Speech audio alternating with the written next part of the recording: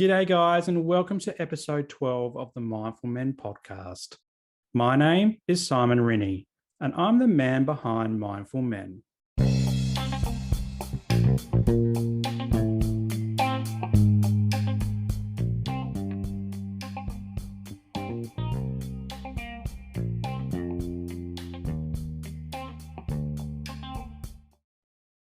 Ever since episode 9, where I talked with David Day about parenting through COVID, I've been thinking about health anxiety.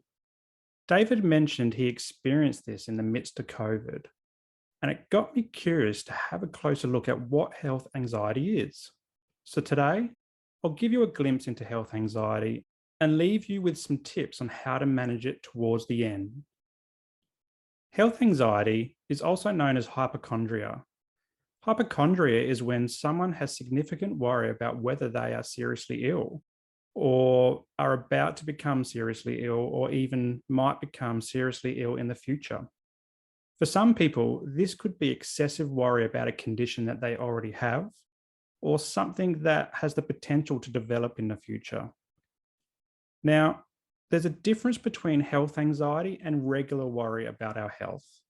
As I've mentioned in previous episodes, regular worry can come and go.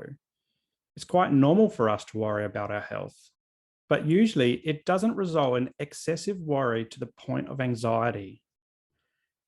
In my episode with David, he mentioned developing health anxiety in relation to COVID, and he wasn't alone.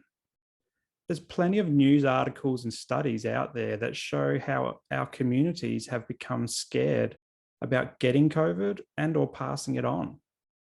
My wife and I felt the same.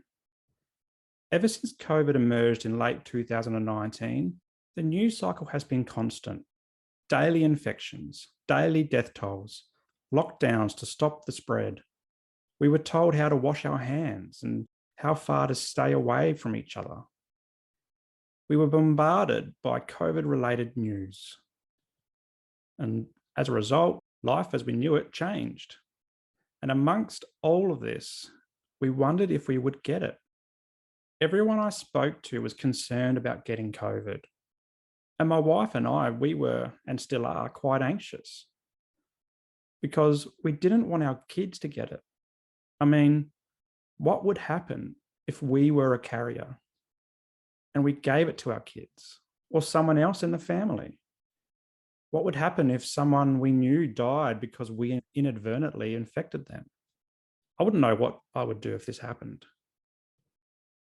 All of these thoughts and fears and anxieties swirled around our heads. And with this came a desire not to go anywhere. Lockdowns forced us to isolate, but even when the lockdowns eased, we didn't want to go out again. We didn't want to return to the office for work. We didn't want our kids to return to childcare. When we went to the shops for food, we kept our distance. And I even admit to holding my breath under my mask when I walked past people, just so I couldn't breathe in the air that they were breathing out. And then there was someone else's cough or sneeze, and the internal alarm bells that would ring out afterwards. Or if we were unlucky, we would cough or sneeze ourselves and feel every eye in the shop glaring at us because of it. The same goes for needing to blow our nose. Allergies can cause our noses to run. But during COVID, you dared not blow your nose in public. Why? Well, because blowing your nose was like ringing that bell and yelling, "I've got the COVID." Health anxiety around COVID extended to when and how we saw our family. Whilst we wanted to see our family, we had frequent discussions about postponing flights because the last thing we wanted was our family to get sick on their trip to Queensland. COVID has caused a lot of health anxiety for a lot of people. It's an unknown, unseen virus. We could get it from being coughed on or sneezed on, or even touched something that a carrier has touched and infected. And the tricky thing is that COVID looks and feels a lot like the common cold or flu. So what do you have when you cough, sneeze, or have a runny nose? Do you have the sniffles or a potentially deadly disease? Enter health anxiety. But Health anxiety isn't just about COVID. So let me give you another snapshot into the Rinnie household. And this example has to do with gastro. You know the drill: fevers, vomiting, and diarrhea. As a parent, you know all about this pain. One kid gets it, then the next, then you and the partner. Gastro has a domino effect. You could also be at work and someone mentions that they had gastro yesterday, but they're okay today, so they'll come to work. And on the outside, you're like, oh, I hope you feel better. But internally, you're like, what the fuck are you doing at work infecting everyone? And you then avoid that person all day long. I, for one, freak out at the mention of the word gastro because it reminds me of a horrid time my wife, son, and I had with gastro when my son was a baby. You say gastro, and my mind immediately flashes back to 24 hours of gastro hell. When my son was a baby, he would only breastfeed to sleep. He'd never take a bottle, only the boob. So my poor wife was the sole feeder in the household until he eventually grew out of it. But one day, we noticed our son was a little bit off. He wasn't feeding like usual, and he was a bit squeamish. That afternoon, my wife also mentioned that she was feeling a bit off too. And as the day went on, I started feeling a little bit funny in my tummy. And by the time it was our son's bedtime, all hell broke loose. I remember my wife sitting in the nursery chair, breastfeeding my son, and he sat up and puked everywhere. And I'm not talking about regular milk spew. I'm talking about stinky gastro spew. Then it came on for my wife. So she handed over my son and ran to the toilet to spew her guts up. And while she was gone, our son was sick again. And then I was on the verge too. So when my wife came back, I passed my son over to her and off I went to the toilet. This went on for a while. My wife was desperately trying to get our son to sleep, but she kept waking him whenever she passed him to me to go spew on the loo. Eventually, our son did go to sleep. My wife was drained, and I was laying in the fetal position on the floor. The gastro bug played havoc in our house for 12 hours, but the fun didn't stop there. As we live in Queensland, that means we don't have our son's grandparents nearby to take him for a few hours while we rested the next day. Nope, we were doing this on our own. We were all exhausted from spewing out from both ends all night long. But my wife and I couldn't sleep because we had a new bub to take care of and we needed to keep each other awake. So the next day, we downed bucket loads of sugar and electrolytes, and we kept moving. We went for long walks outside, but ever so slowly, because walking kept us awake.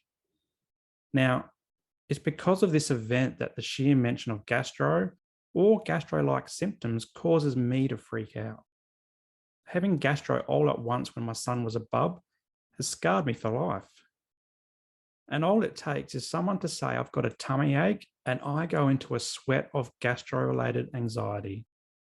My mind plays tricks on me, telling me that I've got it and that the family will get it and will be thrust into another 24 hours of gastro hell. My belly turns upside down, and every time I go to the loo, I pray that my number twos are normal. And they usually are, but then sometimes they're not. So is this a serious bout of gastro or is it just anxiety? Anxiety does this to you. It puts you on edge. Now, I note here that I don't have a diagnosis for health anxiety, but I do have generalized anxiety. And these stories might not be anywhere near what David was alluding to in episode 9. And they may not even be great examples of health anxiety, but they show what health anxiety can look like, even at a basic level. They show how a health event can trigger excessive worry. And in thinking about my examples, note that they're just mine. Your experiences may differ and they may be more profound. They may reflect something much more complex than freaking out at the mention of gastro. And that's okay. Our issues are unique to us. So, what causes health anxiety or hypochondria? Well, it's a bit of an unknown, but triggers can include digesting too much health-related issues, whether it's on TV, radio, books, or social media. Consulting Dr. Google doesn't help either. The Health Direct website indicates that health anxiety is more common in people with major life stresses or experience of sickness and death in the family. And it could include people that have physical or mental illness. As for treatment, this can involve counseling and medication, cognitive behavior therapy, and good self-care to reduce stress. But if you're looking for something a little bit extra to help manage that health anxiety, here's 3 tips that any good counselor, psychologist, or mental health social worker will tell you. The first tip is to reduce exposure to your trigger points. This can be difficult in some situations, and I get that. But let's say your trigger point is information being spread on social media. Reducing your use of social media will certainly help, because the only time you'll see your social media is when you turn it on. But if you're glued to your social media account, and let's face it, many of us are, you can unfollow or mute the accounts that are showing up in your feed. Alternatively, if it's the news that is triggering you, try switching it off. This was something that both David and I mentioned in episode 9. When the news just became too much to listen to anymore, we switched it off. But if you feel that urge to turn on the news as you sit down for dinner, perhaps you could delay your dinner by half an hour and go for a walk instead. Or turn on some relaxing music. Turn on a podcast that makes you feel good. Or if you need to turn the TV on, put on your favorite Netflix show. The second tip is to avoid self-diagnosis. Dr. Google isn't your friend. Dr. Google merely spits out what it thinks you want to consume based on complex algorithms that seem to know when you talk about things like cat food, because all of a sudden your socials are full of cat food ads. Even if you have been diagnosed, limiting your Dr. Google can help. If you need to explore a condition, do it with your GP or specialist. Why? Because they know you better than Dr. Google does.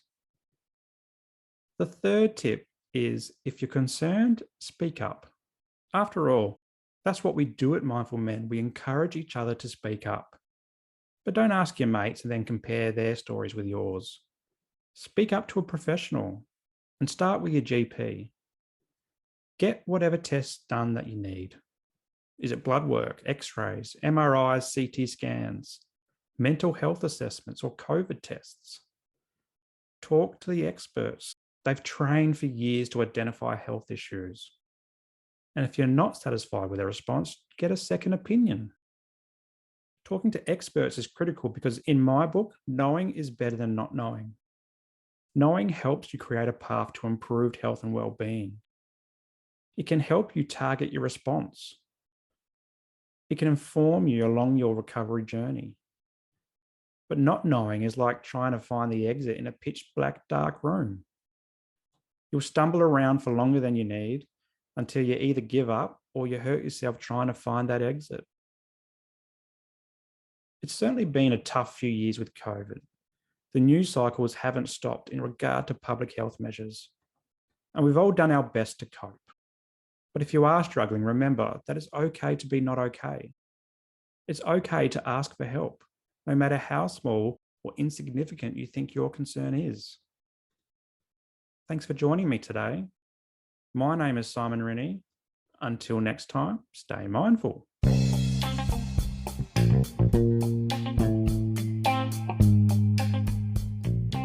If you enjoyed today's episode, make sure that you like it and leave a comment, and then share it with your mates. Also, subscribe to the channel and hit that notification bell so that you don't miss a moment of future episodes to come.